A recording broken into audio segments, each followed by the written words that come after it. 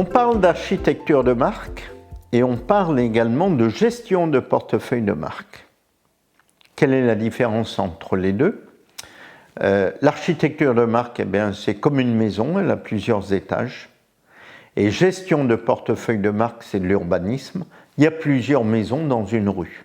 On va traiter là de gestion de portefeuille de marque, puisqu'on a traité dans un autre épisode d'architecture de marque.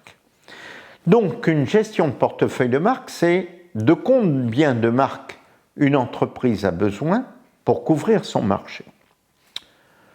Une règle qui est presque un théorème. Pour avoir une bonne gestion de portefeuille de marque, il faut avoir le nombre nécessaire et suffisant de marques fortes pour couvrir son marché. Le nombre nécessaire et suffisant de marques fortes pour couvrir son marché. Dans l'idéal, une seule marque devrait être suffisante. C'est ce qui se fait généralement lorsqu'une marque naît et se développe sur un marché. Elle a apporté quelque chose de neuf et elle satisfait les consommateurs de la catégorie, en tout cas ceux qui cherchaient un élément nouveau dans cette catégorie.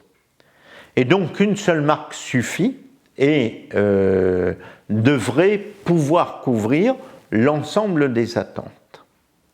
Sauf que dans la durée, les attentes lorsque le marché devient mature deviennent multiples.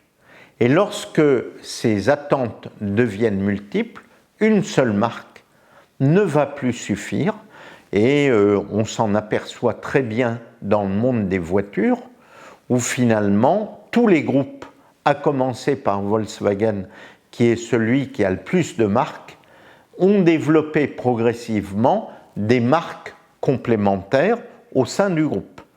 Volkswagen, Seat, Porsche, etc. se sont développés et Audi au sein de ce groupe.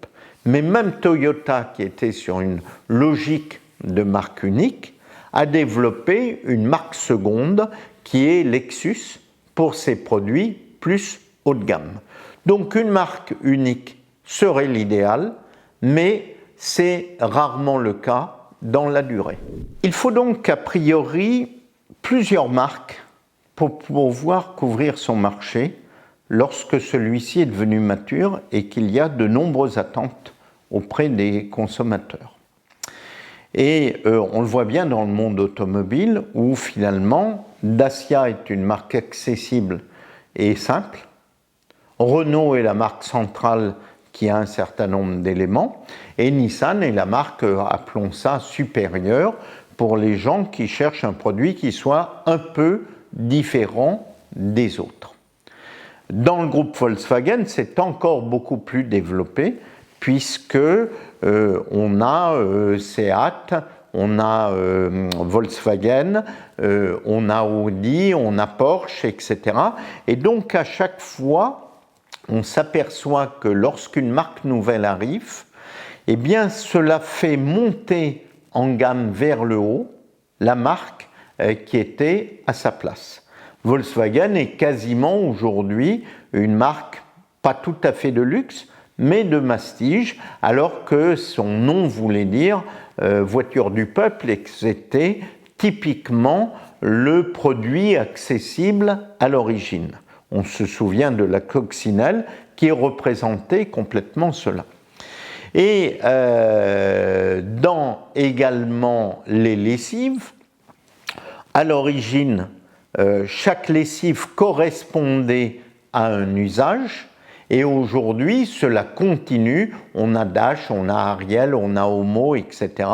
qui chacune, et Wulit, qui chacune correspond à des usages, mais correspond également à des types de consommateurs et correspond également à des niveaux de prix. Et donc les groupes ont progressivement pris l'habitude de développer plusieurs marques pour couvrir leur marché. Prenons les groupes de luxe, LVMH, à commencer par LVMH, eh bien chaque marque correspond certes quelquefois à des niveaux de de richesse, mais souvent à des sociocultures différentes. Et un consommateur Vuitton n'est pas un consommateur Dior, n'est pas un consommateur Hermès, etc. Donc il y a des niveaux complètement différents et des niveaux socioculturels en particulier complètement différents, ce qui fait que finalement un groupe a besoin de plusieurs marques pour couvrir son marché. Sur quoi appuyer finalement ces marques et sur quelle base définir qu'on a besoin de plusieurs marques? Eh bien, naturellement, des trois fonctions de la marque. Un niveau transactionnel, donc tout groupe a besoin d'une marque, appelons ça basique, qui corresponde à un bon rapport qualité-prix dans l'esprit du consommateur. Il a besoin ensuite d'une marque qui soit plutôt solide, plutôt corporate et qui assure l'avenir. Et donc, c'est la marque plutôt aspirationnelle et la marque plutôt corporate qui va le développer. Et puis, il a besoin quelquefois des marques qui lui conviennent à lui personnellement et qui sont ses marques identitaires. Et on le voit très bien qu'au travers, par exemple, d'un groupe comme L'Oréal, il y a Garnier qui joue le rôle de la marque transactionnelle, de bon rapport qualité-prix, L'Oréal qui joue le rôle de la marque, je dirais, supérieure en quelque sorte, plus toutes les marques de niche du type les Jacques Desange, qui sont des marques du groupe L'Oréal et qui développent des spécificités particulières.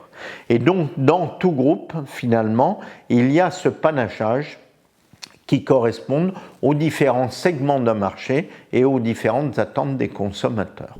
Lorsqu'un groupe ne veut pas créer autant de marques, parce que ça coûte cher à la fois de créer une marque, mais surtout de la soutenir, et bien souvent, il y a quelque chose d'assez astucieux qui s'appelle le co-branding, l'alliance de marques, où finalement, entre des groupes ou entre des éléments différents, il va y avoir une marque qui va avoir un rôle et une seconde marque qui jouera un rôle complémentaire.